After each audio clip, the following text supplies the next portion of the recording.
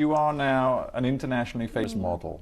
Really, genuinely, do you think in your life you can make a difference to the people who live in Kakuma camp? I think so, and it's coming from a selfish place when I say I wish I had somebody who's walked in my shoes, who could come back to the camp, look me in the face and say, this is what hope is, and it's okay to dream and have a life, and you deserve that outside of the camp, outside of these four walls. You deserve to dream big and prosper. And I hope that one day we get to a place where organizations like UNICEF are not needed, because every child has exactly what they deserve, you know? And it also, it just breaks my heart when I think of some of these numbers where it's, yeah, it gets me so emotional, but I see the hope, and I think more success stories like my own, they're out there, you know, they're out there because refugees are resilient people. They're strong-minded people. They're people who have so much to give, so much love to give. When I went back, the kids were singing and like dancing and happy. And earlier you asked me, how is it possible to like still have a happy childhood, you know, despite it being a refugee camp?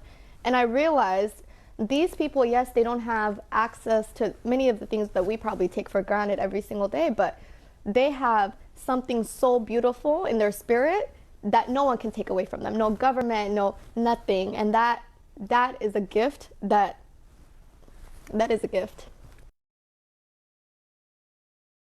I'm the first hijab wearing model. It's never happened in the industry. And so with that, it's not as simple as just put her on the runway. Well, what happens backstage? I need to have a private dressing space to change it. Because we know that for most models, most environments, it's very open. Yeah, and most models are very comfortable actually, yeah. with you know, exposing quite a lot of flesh. Yeah. And then it's a pretty relaxed atmosphere backstage. Yeah. I'm guessing that when you emphasize modesty as being important to you, your approach is somewhat different. Yeah, I'll give you an example. So I always travel with a female companion, whether that be my manager, a publicist, my assistant, since the beginning, you know, and it's so amazing. So the people who were the pageant organizers, they ended up managing me. So it's been like a smooth relationship from day one. It's two women that have traveled the world with me. And are still in my life, and I've never ever gone on a trip, shoot, you name it, I've never done it without them by my side. They're the ones who changed me backstage, they're the ones who are constantly with me, and that was intentional, you know, because it can, it's a lonely world, because, you know, you're by yourself, traveling by yourself. I can't even imagine how some of these girls are doing it. So, but it also is a protection for me, because I have somebody who is with me, a female companion, at all times. Because modesty, and I've said this since day one, modesty is not for one culture, it's not for one group of women. Modesty is the oldest, it's a fashion staple. It's been around since the beginning of time. It's gonna be around for another 100 years.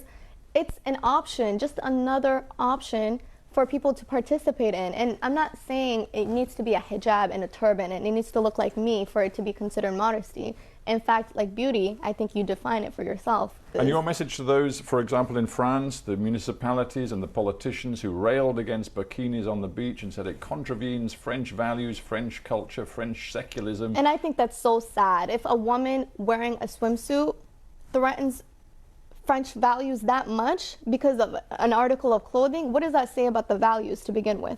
And I think it's also unfair that it's women dealing with these things, women being arrested from public pools, beaches, for wearing a burkini, another form of swimsuit. So you almost have to look at these things and call it out for what it is. It's man-made, you know? The standard of beauty should be yours to define for yourself, and you should never compare yourself to anybody. I think we have the responsibility to inform the public that these magazine covers that you're seeing, you know, it took us 14 hours to shoot.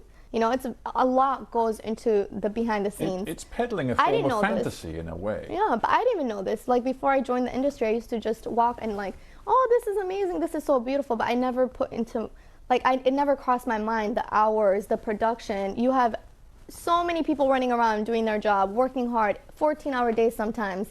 And it's not as simple as, boom, we got the shots, you know, this is my life now, and I'm happy, and I'm not hurting anybody. In fact, I'm using my platform and trying to shine light on the beauty of like wearing modesty, and, you know, all these things, my work with UNICEF, where I came from, the refugee crisis, all these things that has nothing to do with fashion and clothes and the runway, but it's not, I feel like I'm somebody who I wouldn't mind if my little sister, for example, followed me on Instagram, because I can say I'm proud of the content that I've been putting out.